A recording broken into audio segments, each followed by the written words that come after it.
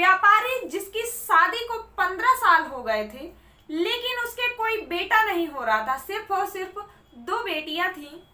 जिस बात से पत्नी बड़ी परेशान थी, उसको एक बेटा चाहिए था, लेकिन जो व्यापारी था वो अपने कामकाज में, व्यापार में व्यस्त रहता था, जिससे पत्नी अपने ही भाई से कहती कि ऐसा करो, मुझे एक बेटा पैदा कर दो, जिससे वो दोनों का रिलेशन बनता। और इसी रिलेशन के बनते ही एक ऐसी कत्ल की कहानी लिखी जाती जिससे कई जिंदगियां बर्बाद हुई, और जिसका कत्ल करने गए थे उसका कत्ल तो हुआ ही, और साथ में जो कत्ल करने गया था उसका भी कत्ल हो जाता। क्या है ये पूरी घटना, इसे जानने और समझने के लिए आप हमारे साथ बने रहिए। नमस्कार, आदाब, सत श्री अकाल, मैं रागनी आप सभी का स्वागत करती हूँ। जो भी भाई बहन हमारे चैनल पर नए आए हैं, उनसे रिक्वेस्ट है कि हमारे इस छोटे से चैनल को सब्सक्राइब कर लें, और वीडियो अगर हमारी अच्छी लगती हो तो एक लाइक जरूर कर दें। आप ये घटना कहाँ से सुन रहे हैं, आप अपना नाम और अपने शहर का नाम हमारे साथ साझा कर सकते हैं, जिससे हम जो कि नेक्स्ट वीडियो में आपके नामों की घोषणा करने की पूरी कोशिश करेंगे। तो चलिए बढ़ते हैं हम अपनी घटना की तरफ कि क्या है हमारी ये आज की घटना। उत्तर प्रदेश का एक जिला मुरादाबाद का कटघर थाना क्षेत्र, और इसी कटघर थाना क्षेत्र में गड़ी खाना मोहल्ला 14 जुलाई 2024 की रात लगभग 2 बजे एक घर से, जो कि जिस घर में एक व्यापारी, उसकी पत्नी और उसकी 2 बेटियां जोर जोर से उनके घर से चिल्लाने की और रोने की आवाज आ रही थी, जिससे महिला की बड़ी बेटी इतनी तेजी से रो रही थी कि जब तक वो चिल्लाती रही, जब तक उनके आसपास मोहल्ले वाले इकट्ठा नहीं हो गए। वो इतना जोर से चिल्लाई कि मोहल्ले वाले तो क्या, दूर दूर के लोग भी उस घर में इकट्ठा हो गए। वहां पर जमाकड़ा लग गया। जमाकड़ा लगने के बाद उस महिला से पूछा जाता कि आखिर बात क्या है, तुम रो क्यों रही हो। वो अंदर की तरफ इशारा करती। जब अंदर लोग जाते तो वहां क्या देखते कि जो व्यापारी है, उसका पति, वो जमीन पर खून से लथपथ मृत पड़ा हुआ है। ये देखकर सारे लोग परेशान हो जाते, और जो अभी छोटी बेटी थी वो अभी तक सो रही थी, उसको जगाया जाता, उसको दुलारा और पुचकारा जाता।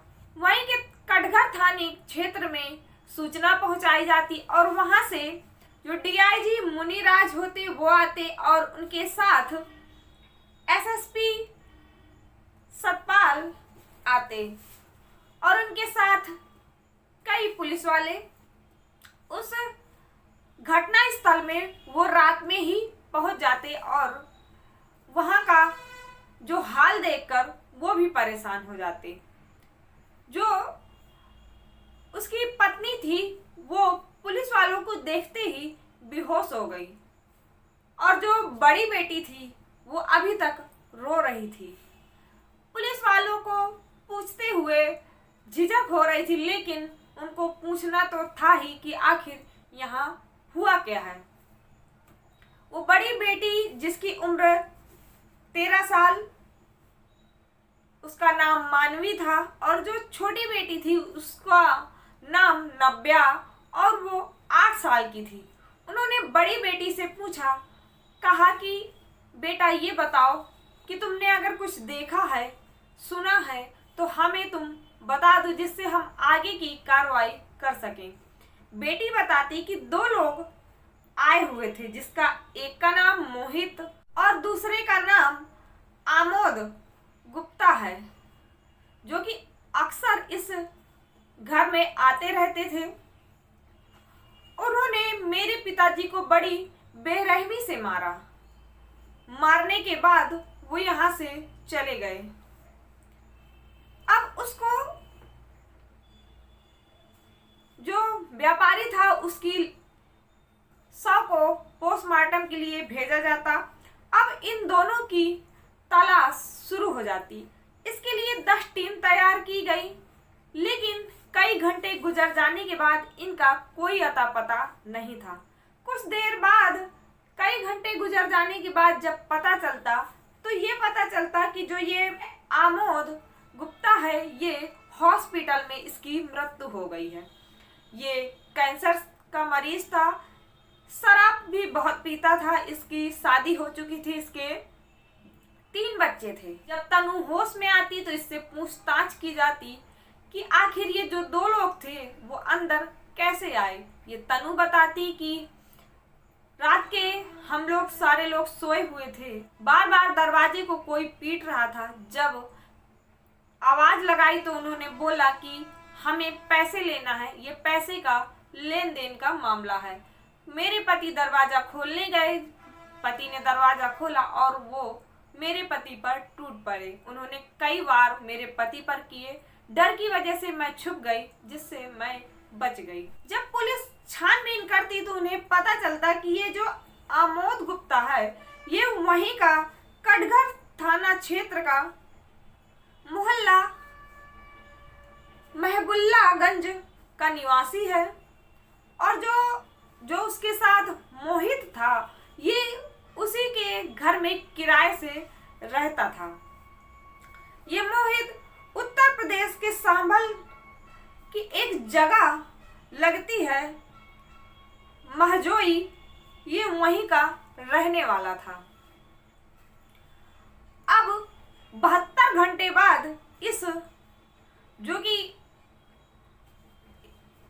ये मोहित था उसको पकड़ती। उसको पकड़ने के बाद जो मोहित एक कन्हैया नाम बताता और कन्हैया नाम बताने के साथ साथ एक नाम और बताता, तनु, जो कि जिसकी मृत्यु हुई थी उसी की पत्नी थी, और जिसकी मृत्यु हुई थी उसका नाम अनिल चौधरी था। अब इस कन्हैया को पकड़ा जाता और इस तनु को भी पकड़ा जाता। जब तनु को पकड़ा जाता और कन्हैया को, तो इनसे सख्ती से पेश आया जाता, और जब सख्ती से पेश आती तो ये टूटते, और टूटने के बाद ये अपनी सारी कहानी बयां करते। तनु बताती कि मुझे एक बेटा चाहिए था, लेकिन जो उसका पति था वो व्यापार के काम में उलझा रहता था, इसकी सुन ही नहीं रहा था। तो इसी के पड़ोस में एक जो कि महिला रहती है, उसने अपनी जो दर्द था वो उससे बयां किया कि मुझे एक बेटा चाहिए। तो उसने इस कन्हैया का नाम बताया, उसको जगह बताया जहां ये कन्हैया बालाजी का दरबार लगाता था। उसने कहा कि वहां जाओ और मांगो, भगवान तुम्हें बेटा जरूर देगा। अब ये तनु जो कि कन्हैया के पास जाने लगती, धीरे धीरे इसकी कन्हैया से मुलाकात बढ़ती गई और नजदीकियां इतनी बढ़ी कि ये दोनों संबंध बनाने लगे। तनु ने कन्हैया से कहा कि मुझे एक बेटा चाहिए, तुम मुझे एक बेटा दे दो, जिससे इन दोनों के बीच एक रिश्ता बना बेटे को लेकर। बेटा इसे चाहिए था और इस कन्हैया ने कहा कि मैं तुम्हें एक बेटा पैदा करा दूंगा। कभी कभी ये जब तीर्थ स्थल पर जाते तो अपनी ये बेटियों को भी साथ लेकर जाती। बेटियों के लिए एक अलग रूम लिया जाता, वहां बेटियां रुकती और ये कन्हैया के साथ रात बिताती। कभी कभी जब ये इसका पति व्यापार के सिलसिले में बाहर होता तो ये कन्हैया घर में भी आ जाता। कन्हैया को तो बस इस महिला से संबंध बनाना था। ये उसको दिलासा देता था कि मैं तुम्हें एक बेटा पैदा करके दूंगा। कुछ दिन बड़े अच्छे से गुजरते हैं। कुछ दिन गुजर जाने के बाद ये जो तनु थी उसने कन्हैया के साथ एक जो कि उसने सोचा कि अब मोबाइल पर रील बनाई जाए। इसने इस कन्हैया के साथ रील बनाई और रील इतनी वायरल हुई कि उसके पति के पास पहुंच गई। जब पति के पास पहुंची तो उस पति ने देखा और उसको अच्छा नहीं लगा। उसने अपनी पत्नी से कहा कि तुम्हारा कन्हैया से इतना मिलना जुलना मुझे पसंद नहीं है। धीरे धीरे तनु से उसने रोका टोकी शुरू कर दी, जो तनु को बिल्कुल भी अच्छा नहीं लगा। उसने एक दिन कन्हैया से कहा कि तुम ऐसा करो कि इस जो कि अनिल चौधरी उसका पति, इसको रास्ते से हटा दो। इसके पास काफी प्रॉपर्टी है, इसने काफी पैसा जोड़ रखा है। इसके मरने के बाद जो सारा पैसा है वो मेरा हो जाएगा और हम दोनों बड़े ही अच्छे से अपनी जिंदगी बिताएंगे, क्योंकि हमारी 2 बेटियां हैं और तुम बेटा तो पैदा करके दे ही दोगे, हमारा परिवार पूरा हो जाएगा। जिससे वो क्या करता कि वो अपने ही चेले को, जो कि आमोद गुप्ता, उसको अपने इस घटना में शामिल करता और वो आमोद जो कि मोहित को अपने साथ मिला लेता और इन दोनों को 14 जुलाई को तनु हरी झंडी दिखाती और ये दोनों लोग उसको पति को मारने के लिए जाते। दरवाजा खुला था, उनको अंदर जाने में कोई दिक्कत नहीं हुई और जो वो अनिल चौधरी था वो बिस्तर पर सो रहा था। खाने से पहले तनु ने अपने पति के खाने में एक ऐसा कैप्सूल मिलाया था जिससे वो नशे में था और विरोध करने की हालत में बिल्कुल भी नहीं था। ये दोनों लोग जाते और उसको ऊपर ताबड़तोड़ जो कि हमला करते, 20 चाकुओं से वार करते, इस तरह से वार करते कि हम इसको मारने आए हैं तो ये मर ही जाए और ये जिंदा ना बचे। अब जो उसकी बड़ी बेटी थी उसकी नींद खुलती और वो जब इन दोनों को अपने पिता को मारते हुए देखती तो वो जो कि आमोद था उस पर ये उससे झगड़ने लगती।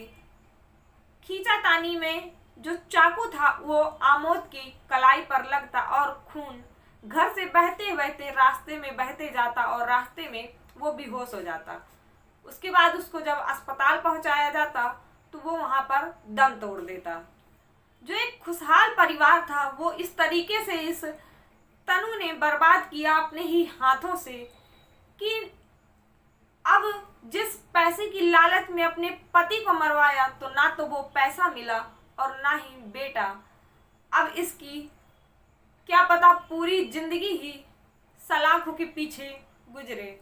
जब कोई उससे पूछता कि ये कन्हैया कौन है तो वो अपना उसको मुंह बोला भाई बताती और इसी मुंह बोले भाई से उसने रिश्ता कायम कर लिया, जिसकी लोग जिस रिश्ते की मिसाल देते हैं, जिस रिश्ते की दुहाई देते हैं, उसी रिश्ते को इसने शर्मसार किया।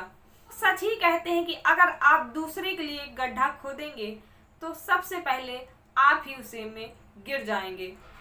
तनु के साथ भी कुछ ऐसा ही हुआ। ये जो सोच रही थी वो तो नहीं हुआ। इस घटना को हमने विस्तार से आपके समक्ष रखने की पूरी कोशिश की है। आपकी ये घटना पर क्या राय है, आपको ये घटना कैसी लगी, आप हमें कमेंट सेक्शन में जरूर बताइएगा। आपके कमेंट की हमें बेसब्री से इंतजार रहता है। मेरा ये घटना सुनाने का ये बिल्कुल भी मतलब नहीं था कि किसी को परेशान किया जाए, कि किसी को दुख पहुंचाया जाए, बल्कि बस इतना कि आप लोगों को सतर्क और आप लोगों को सचेत किया जाए। आज की घटना में बस इतना ही। मिलते हैं नई घटना में एक नई जानकारी के साथ। तब तक के लिए जय हिंद।